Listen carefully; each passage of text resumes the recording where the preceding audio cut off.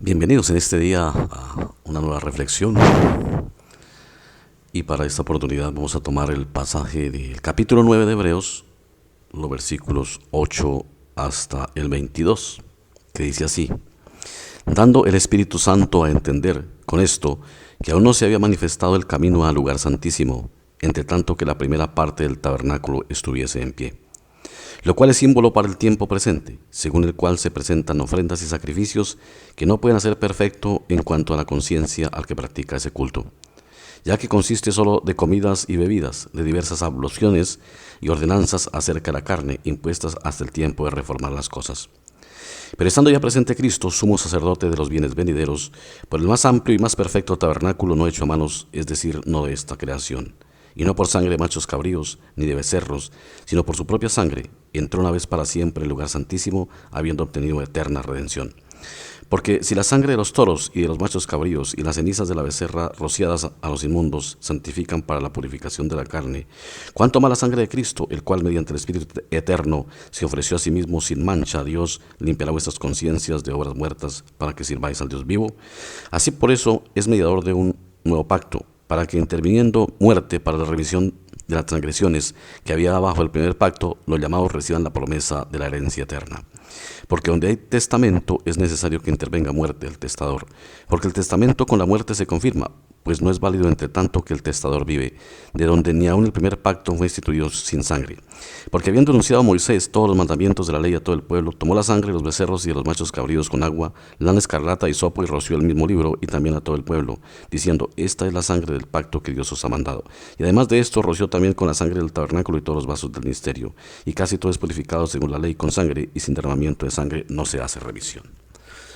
Bendito Dios, hacemos esta reflexión en tu nombre, bajo tu dirección.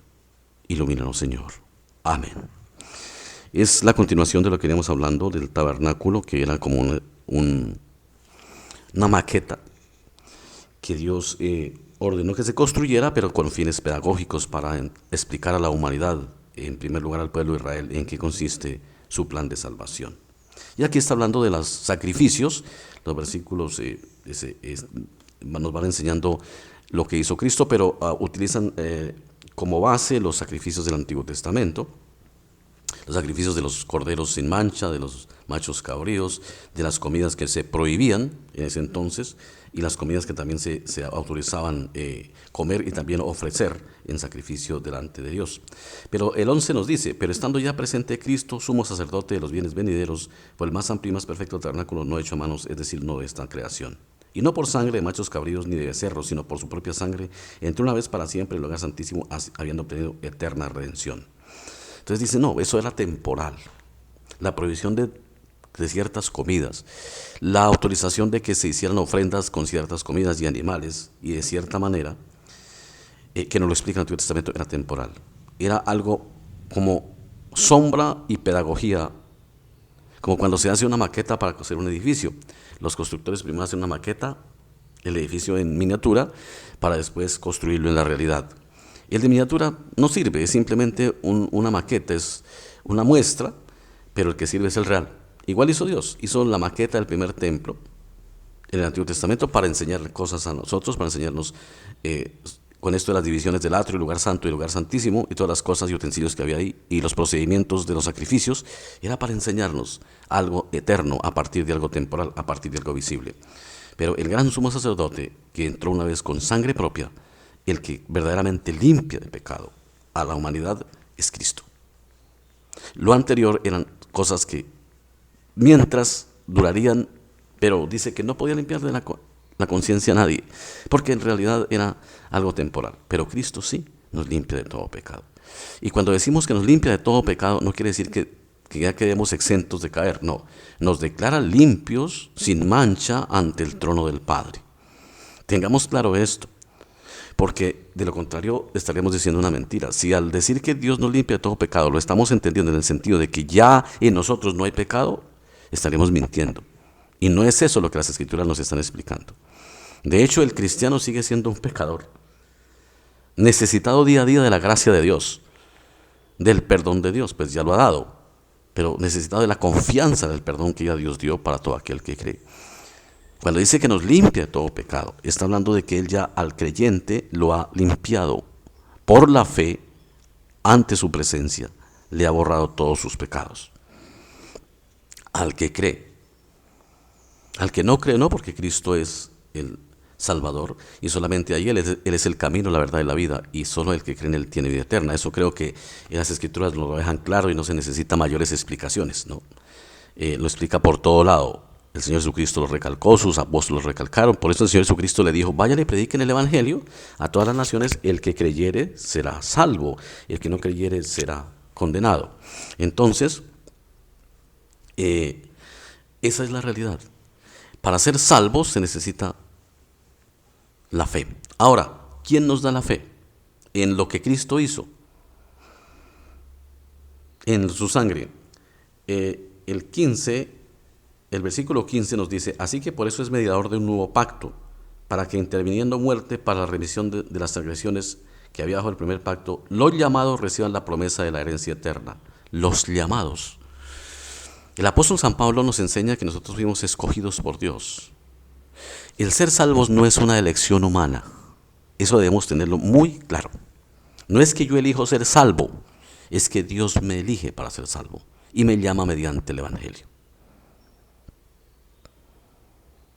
El Señor Jesús dijo que no todos van a Él, sino aquellos a quien el Padre lleva, y que Él le da vida a los que Él quiere. Dios se reserva el derecho de elegir a quien Él quiere, porque la salvación no es una voluntad humana, sino una voluntad de Dios. Esto a veces no nos suena bien, a veces nos suena como injusticia, pero Dios es soberano. Él llama a los que Él quiere. Por eso no todo el mundo puede creer. Cree aquel a quien le es revelado Cristo.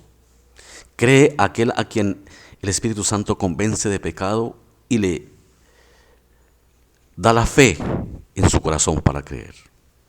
Ahora, el Señor ha dicho que se predique el Evangelio a todas las naciones, y el que crea será salvo.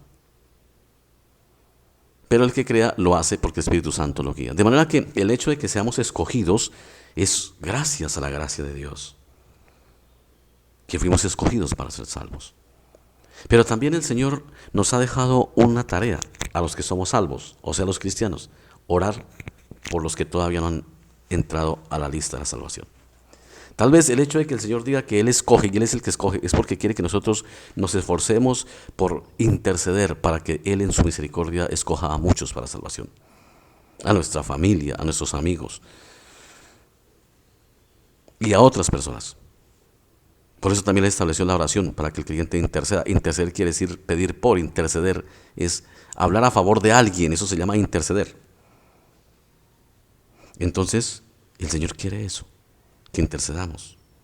Nosotros sabemos que somos salvos, ya hemos venido hablando por la obra de Cristo, y nosotros nos apropiamos de esa salvación, si podemos decirlo así, por la fe que nos da Dios. O sea, la fe nos apropia de la salvación del Señor. Nuestra salvación está garantizada en Cristo. Pero nuestro deber ya no es ocuparnos de nuestra salvación en el sentido de que cómo me la gano, porque no la podemos ganar. Nuestro deber es orar por los demás. Orar por todos. Por eso el Señor nos invita a orar, a interceder, para que otros sean limpios por la sangre de Cristo, de la cual nos habla este pasaje. Vamos a tener una oración. Amado Dios, te damos muchísimas gracias por tu misericordia y tu amor, tu bondad y tu fidelidad. Y Padre, te damos gracias porque nosotros hemos sido escogidos para salvación. Pero hay gente a nuestro alrededor que no ha sido llamada o que no ha creído en ti. Y sabemos que el creer es una obra tuya. Por eso te pedimos que, así como tú nos has dado el privilegio de creer, le des a ellos el privilegio de creer. El privilegio de existir, el privilegio de estar en tu lista de los escogidos, así como nos has puesto a nosotros por gracia. Padre, en tus manos nos encomendamos en este día para que tú nos guíes y nos guardes y nos protejas. En Cristo Jesús. Amén.